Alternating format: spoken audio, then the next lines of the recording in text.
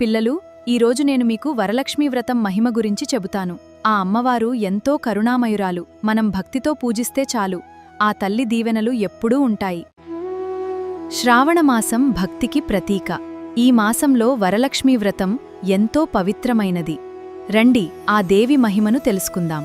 పూర్వకాలంలో మగధ దేశంలో చారుమతి అనే ఆవిడ ఉండేది. ఒకరోజు రాత్రి ఆమె స్వప్నంలో లక్ష్మీదేవి ప్రత్యక్షమయ్యారు. చారుమతి వ్రతం చేసింది. అప్పుడు లక్ష్మీదేవి వచ్చింది. నీకు ఐశ్వర్యమిస్తాను, అందరికీ సంపదలు కలిగాయి. సాయంకాల సమయములో సంధ్యాదీపారాధనలో వచ్చును తల్లి మహాలక్ష్మి, వచ్చును తల్లి వరలక్ష్మి. కాళ్లకు గజ్జెలు కట్టింది, మెడలో హారము వేసింది.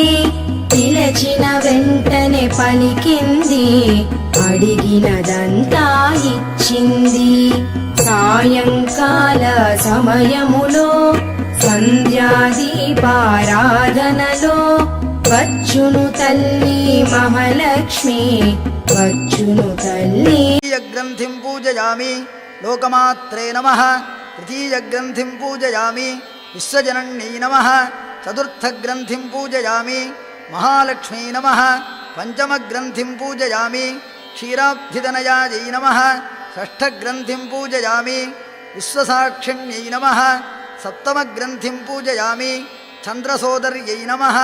అష్టమ గ్రంథిం పూజయామి హరివల్లభాయై నమః. நவம கிரந்திம் பூஜயாமி. இந்த மந்திரத்தை சொல்லிக்கொண்டு சரட்டை எடுக்கவும். சர்வமங்கள மாங்கல்யே சர்வ பாப பிரணாசினி தோரகம் பிரதிகிருண்ணாமி சுப்ரீதா பவ சர்வதா. இப்பொழுது சரட்டை எடுத்துக்கொண்டு பக்கத்தில் கணவரையோ அல்லது பெரியோர்களை விட்டு வலது கையில் அந்த சரட்டை கட்டிக்கொள்ளவும்.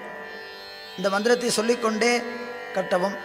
நவதந்து సమాయుక్తం గంధ ఎట్లా నిన్నెత్తుకొందు నమ్మ వరలక్ష్మి తల్లి ఎట్లా